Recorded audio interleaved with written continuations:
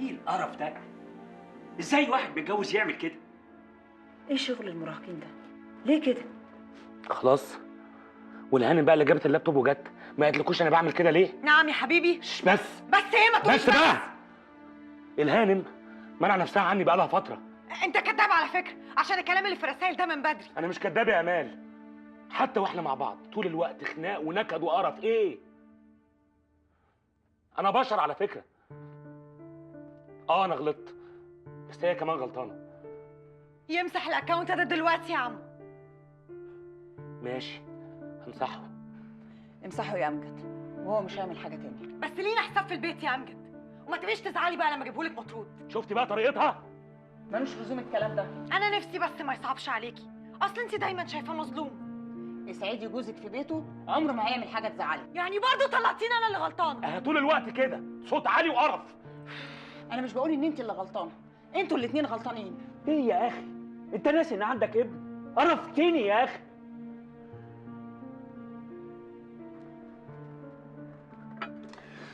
تعرفي انك بتفكريني بنفسي اول مره خرجت مع واحده ست غير مراتي. كنت قاعد زيك كده بالظبط، لاني كنت فاكر ان انا بعمل حاجه غلط. بس احنا بنعمل حاجة غلط. ليه بتقولي كده؟ انت ممكن تقابلي اي راجل في اي وقت في شغلك، ايه الغلط في كده؟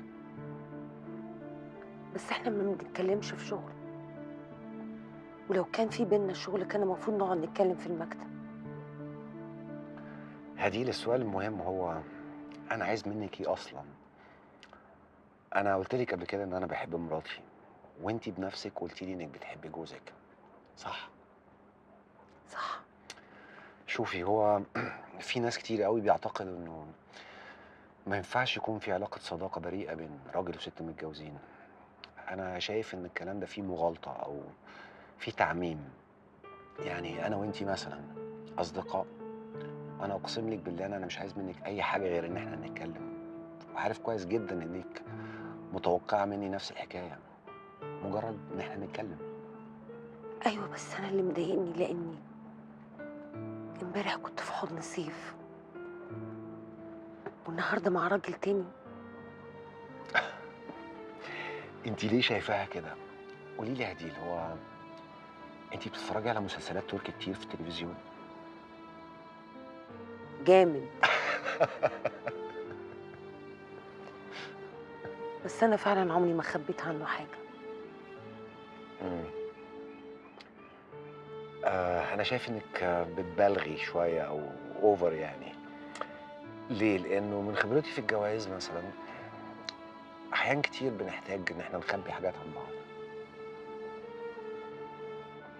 بس انا عمري ما خبيت حاجه عن سيف،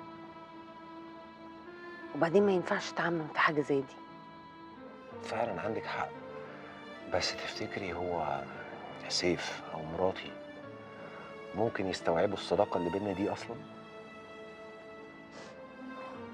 لا طبعا، اذا كنت انا اصلا مش مستوعباها.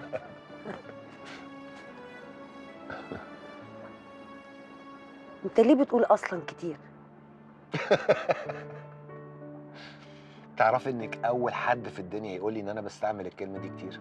أنا فعلا بستعملها كتير جدا أصلا بقى. اصلا. هديل، بجد عندي سؤال مهم وعايز الإجابة من قلبك، يعني بصراحة أنتي من الناس اللي بيعتقدوا إنه ينفع يكون في علاقة صداقة بريئة بين راجل وست متجوزين، ولا من الناس اللي بيقولوا عكس كده؟ بصراحه بصراحة انا لا اعتقد. انا لا اعتقد انه سليم. إيه اللي بيخليكي تقولي كده يعني؟ ما بتحتاجيش تقعدي تتكلمي مع حد وتدردشي معاه زي ما احنا بنقعد نتكلم وندردش مع بعض؟ عندي صحاب كتير ممكن يسمعوني، لكن عارف، كلام الست للست يفرق كتير عن كلام الست للراجل، حتى لو كنا بنقول نفس الكلام. صحيح. ما جربتيش قبل كده انك تتكلمي مع صحباتك عن الصداقة اللي بينا؟ حكيت لهم، بس يعني مش كل حاجة، لأن هو فيهم يستوعب وفيهم ما يستوعبش. فاهمك. مش عارف يعني. بس حكيت لهم اصلا. فعلا. اصلا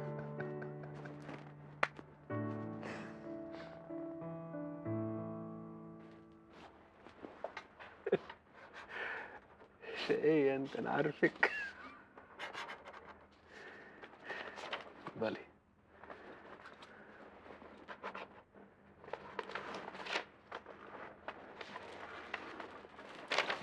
مبروك علينا يا قمر.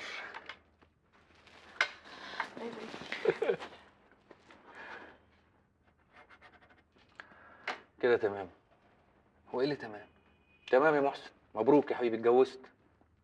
انا اتجوزت صح. طيب انا هستأذنكم بقى، هاخد القمر كده وادخل احتفل بالعرس الجميل ده.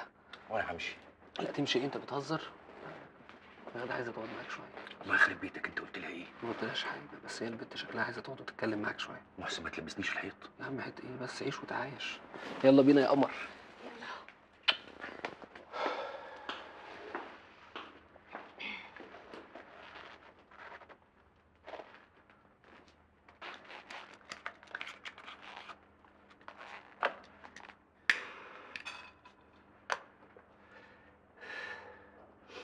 انت قريبة نور؟ بنت خالتها. وايه رايك في ايه؟ في جواز نور؟ الجواز سترة. بس ده جواز عرفي. برضه سترة. جواز عرفي ازاي سترة وهو ما فيهوش لا حياة ولا بيت، مجرد اتنين بيناموا مع بعض؟ انا اسف يعني ان انا بتكلم بصراحة كده. لا ما تعتذرش. انا ونور من 5 سنين اتجوزنا بنفس الطريقة دي، وفي نفس الشهر تقريبا، واتطلقنا ورا بعض برضه، لاني ما عندناش فلوس، ولاني ملناش اهالي اغنياء زيكم، فكان قدامي سكة من اتنين. الاولى اني امشي في طريق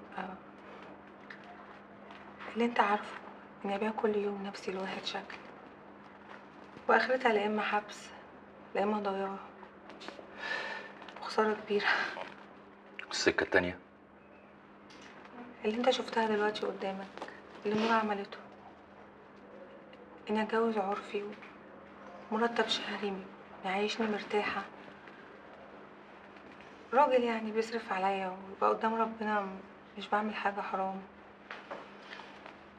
وهو بينبسط وانا برضو بنبسط. فهمت. طب ايه، ما تفكر وتنجز بقى. انت لما بتقفي قدام المراية ما بتكسفيش من نفسك؟